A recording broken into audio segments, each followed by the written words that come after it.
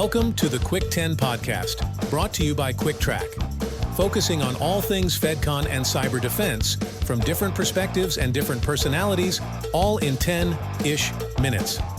Here's your host, Derek White. All right, welcome back to another episode of the Cuick 10 podcast. I am your host, Derek White from the Beryllium and Trac. We are live in person for those who are listening or watching on YouTube. We are at a CMMC event focused on the ecosystem here in Las Vegas, Nevada. And today I am joined by Prabhat. Thanks for coming on. You're from Golden 5. Yes. Let the listeners and watchers know a little bit about what your role is and what you guys do. And then we're going to talk a little bit about your topic that you spoke on. Sure. I'm representing Golden 5, and my role in the company is global CDO, and I also give the directives to the technical sales. And my topic was on the scoping tightrope, the balancing costs, complexity, risk in CMMC compliance. So this conference has been very much focused on implementation. This topic's great because scope is huge. Yeah. It's everything. It does bring complexity in if incorrectly. If you overlook it and don't take it seriously, then it's down the road problems. Usually risk is a good thing. So that topic that you spoke on, well, I'll kind of walk through, at a high level. We have 10-ish minutes on what that means to you guys, how you guys are helping there, and then we'll.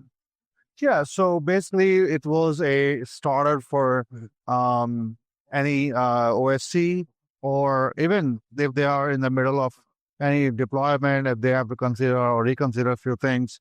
We highlighted on the scoping side what they have to scope, what not. I also focus on over-scoping or less scoping side of it, and then what all they have to consider in scoping, what they can rightly scope. That's the first thing is important. And then risk around that. If you don't scope correctly, if you overscope, and costing risk, another risk, and then obviously the complexity. Is it my COI basic or specialized? How do we keep it? How do we keep the subcontractors? How do we worry about using the third-party clouds to have to certify or close the gaps with the third parties as well? How do we see that? So we pointed and highlighted how you should see, this is going to be useful or not, or focus on their complexity and risk. Now, it's just not about the complexity and risk after. Eventually, based on your scoping, your costing will grow. Mm-hmm. And that was one of the biggest things. It is the biggest thing today. Any OSC who is looking to be compliant, all of a sudden, they will see a huge cost getting added to their budget as a compliance cost. Normally, when you say, okay, are you compliant? Yeah, I take shower, I clean myself every day, go to the office, type the password, do the MFA. I work normally, safeguarded in the office. I lock the door. That's how everyone does. But now these are more granularities. Can you write it? What do you do? That's a policy. Yep. You do the practice, but you don't have anything written. Now you have to write it. And then those have to be accurate. If it's not, it has to be matching the standards, 110 controls. Now, where many of them may spend a huge cost if their scope is widened, not just one consolidated scope, then you have to certify all those resources on locations. So that's one other thing we pointed out. Okay, you should think about that. And maybe it's a good idea that you come to one cloud, Microsoft Cloud maybe, and that could be helpful. Yeah. We also try to highlight that what you can do and what you can build within the same cloud. If you are considering, third party, same solution, now your egress goes up. That's a cost no one talks about. That's right. That you find out later. So be careful about that. So overall, it's basically given a lot of people the idea, risk, complexity, and the balancing. How can they balance the cost? Mm-hmm. Now, when you are a prime, how can you bring the sub under you? That's another challenge. Yeah. Every time worries, I have all the data. I don't want to share with all subcontractors. Maybe I have one data for one subcontractor, another for another subcontractor. So we also highlighted that. Well, you're measuring risk on that, right? Yeah. So then it's like a small sub that doesn't handle a lot versus one that's more critical that handles a lot can't be treated the same when it comes back to scope, right? Exactly. Yeah. So we try to highlight that we can help them create a subcontractor enclave. Yeah. And that way, if the prime is certified, you can be certified there. Yeah. There could be prime may charge a substantial fee, which should be okay, but it will be much lesser than going for the full compliance. That's right. And it is a safe spot for everybody.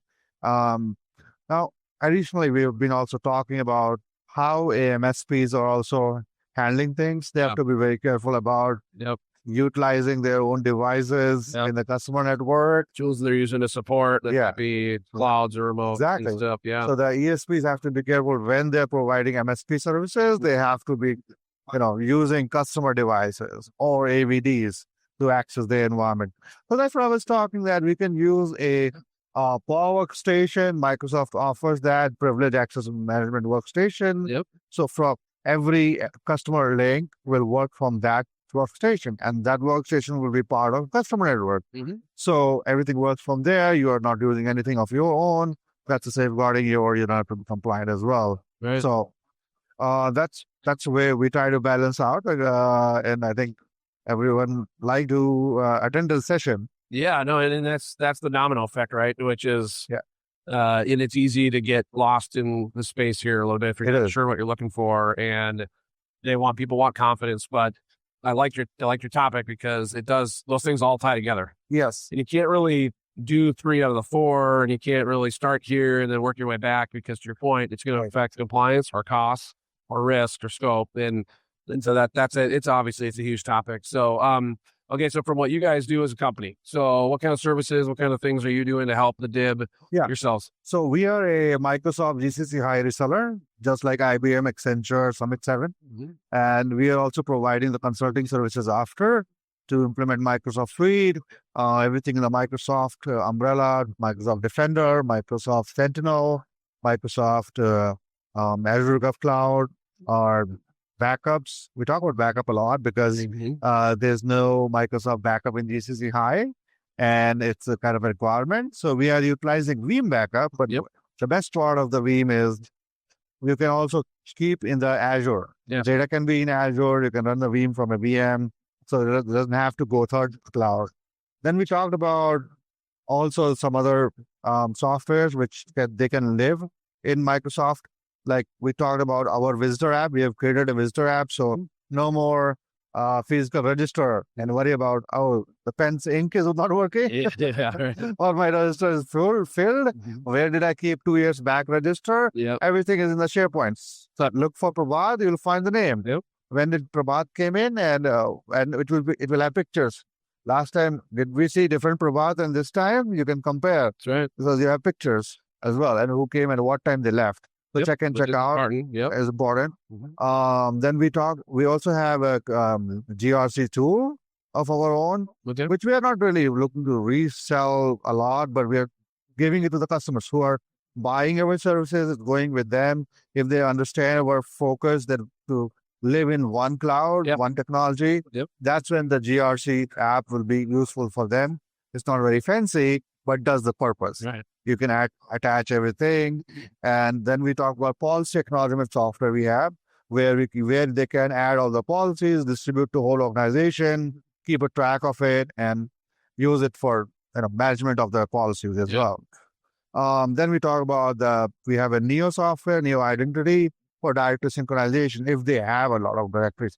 What it does is we have to also be careful about the logs, the SIEM logs, right? So what is the user practice? If I tell you change the property in Prabhat's designation, it has to be IT, then it was sales earlier. Now IT. So that going there and changing IT is a one login by an admin, and then he's changing that, he's logging off. So 3-4 entries happen in that log. Now, if I say that I will log in as one user, I will do all the activities in the day, and I come out, so that will be only 2 activities listed in the security log. So that is one way to also reduce the size of log. Yeah. That will also reduce the storage of the log. So eventually, if you are using third party for egress, that will reduce the egress cost too. So that's how we laid out everything within one cloud. Yeah. Then we also shared a model that, okay, Microsoft also offering you compliance.microsoft.com is in purview. Mm-hmm. You can also self-run it and see where you stand because it's cost saving, right? We are talking about OSC's cost saving because it's hard for them to balance and take out the money from somewhere unknown. This is an unknown thing. Sure. And then Microsoft Placemat is available there. So we just talked about that. So these couple of things will be helpful for themselves to assess themselves and see what else they can do with that. Yeah. And if they are technical enough, they can implement some things by their own. And that's part of the, we're a Microsoft shop now too. So it's whether the end user can do it, want to do it, has time to do it, understands it, all comes back to your compliance, your risk, and who's going to manage it, what path are you going to take, because you can do it how you want as long as it meets the requirements. So this is good. Thank you for I want to add one more thing. Yeah. For one of the customer, we added private links. So there's nothing open Smart. to the public. You have to be in the VPN, and once the VPN connected, then your private link will connect to your email, SharePoint, OneDrive, Azure File Share, AVDs, everything. I like that. Nothing is public. So that's how it should be. That's how it should be. It shouldn't be public. Yeah, we made them compliant. Oh, that's good. Well, thank you for spending time. I know this conference is busy. It's buzzing. Stepping aside for a couple minutes. Really appreciate it. Where do the listeners, watchers go to connect with you or get more from Golden 5? And where do you want to send them? Yeah, if they are here, they can come to our booth at the Innovators Row, booth number 1. Otherwise, they can go to our website, golden5consulting.com. And they can reach out to me at my email ID, pn@golden5.net. Awesome. Well, thank you again. Really appreciate it. So much. See you. Have a great rest of the conference, and then we'll have you on again sometime. Sure thing. Thank you. Have a good one. Thank you for listening to this episode, and make sure to subscribe to the Cuick 10 podcast wherever you get your podcasts, and check us out on YouTube as well. For more information about Trac, visit our website at www.cuicktrac.com. That's CUICKTRAC.com.